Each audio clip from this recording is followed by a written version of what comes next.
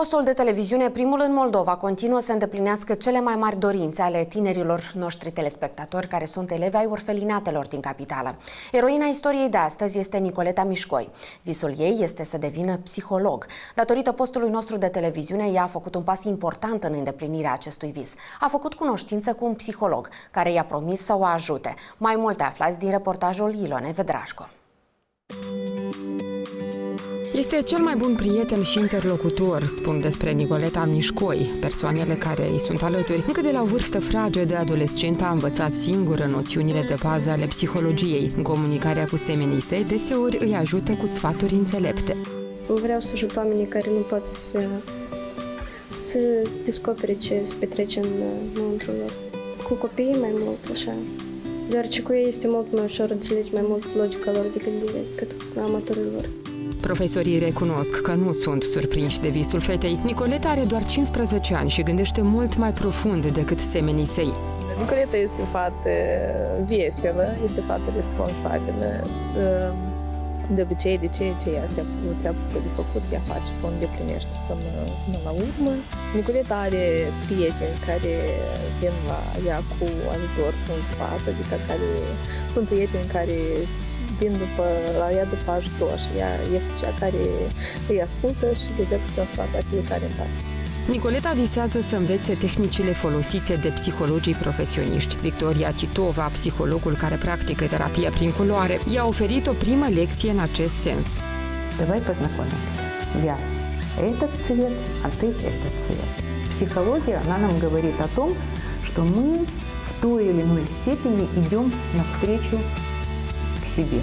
Цветовая терапия, она имеет уже давнишнюю историю, а я познакомилась с этой терапией в Индии.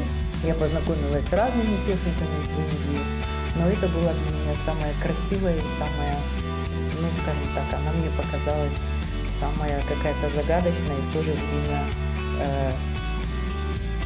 такая нетравматичная, такая уж мягкая. Consultația și detalierea noii terapii la care a participat Nicoleta a durat aproximativ o oră. În acest timp, Victoria Titova a încercat să răspundă la toate întrebările fetei. А теперь попробуй поставить эти бутылочки, как они лежат или стоят по отношению друг к другу. Кто на кого смотрит, кто за кем стоит.